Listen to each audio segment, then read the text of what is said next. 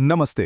आज हम बात करने वाले हैं उस एरा ऑफ कोलैप्स की जिसने सोने की चिड़िया को सिर्फ रॉ मटेरियल सप्लायर बना दिया। 17वीं सदी में इंडिया दुनिया की सबसे अमीर इकोनॉमी था, तो फिर सिर्फ 200 सालों में हम गरीब कैसे हुए? Welcome to Veritas India. हम करते हैं हिस्ट्री, जियोपॉलिटिक्स एंड इकोनॉमी को डीकोड। इस वीडियो में हम जानेंगे द 45 ट्रिलियन लूट की पूरी सच्चाई। 17वीं सदी में हमारा भारत देश एक इकोनॉमिक सुपर पावर था। आपको जानकर हैरानी होगी कि उस वक्त दुनिया की टोटल जीडीपी का 25% हिस्सा अकेले भारत से आता था। हमारे टेक्सटाइल्स, मसाले और ज्वेलरी पूरी दुनिया में फेमस थे। लेकिन जब ईस्ट इंडिया कंपनी ने भारत में एंट्री ली, तो यहीं से हमारा इकोनॉमिक कोलैप्स शुरू हो गया। देश की सारी वेल्थ तेजी से ड्रेन होने लगी, यानी बाहर जाने लगी। ये कोई ट्रेड नहीं था, बल्कि एक तरह की प्लंडर, लूट थी। अंग्रेज भारत से रेवेन्यू, राजस्व इकट्ठा करते थे, उसी पैसे से यहाँ का सामान खरीदते थे और उसे एक्सपोर्ट करके सारा प्रॉफिट सीधे ब्रिटेन ले जाते थे। दूसरा बड़ा झटका हमारी हैंडीक्राफ्ट इंडस्ट्रीज को लगा। इंग्लैंड में मशीनें आ गई थीं। अंग्रेजों को अपने कारखानों के सामान बेचने के लिए एक बड़ा मार्केट चाहिए था। सस्ती, मशीन से बनी चीजें भारत के बाजारों में भर गईं, जिससे लाखों लोकल कारीगरों का बिजनेस पूरी तरह से डिस्ट्रॉय हो गया।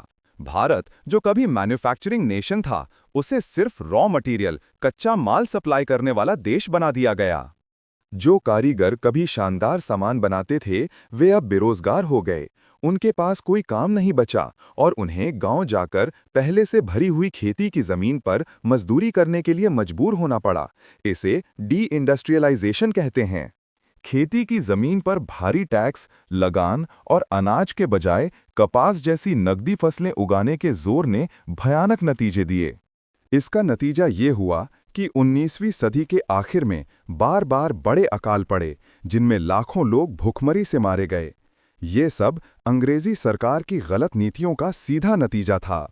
इकोनॉमी के अलावा हमारी ट्रेडिशनल एजुकेशन सिस्टम को भी बदल दिया गया। इसका गोल था सिर्फ ऐसे क्लर्क्स तैयार करना जो कॉलोनियल एडमिनिस्ट्रेशन की मदद कर सकें। मगर इसी मुश्किल समय में आज़ादी की लड़ाई की शुरुआत हुई। इस इकोनॉमिक डिस्ट्रक्शन ने बटे हुए देश को यूनाइट किया, जिसने आगे चलकर इंडिपेंडेंस की नींव रखी।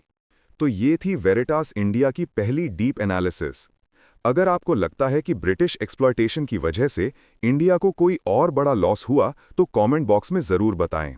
अगले एपिसोड में हम देखेंगे कि आज़ादी की लड़ाई कैसे शुरू हुई और वो कौन से लीडर्स थे जिन्होंने हिस्ट्री बदल दी।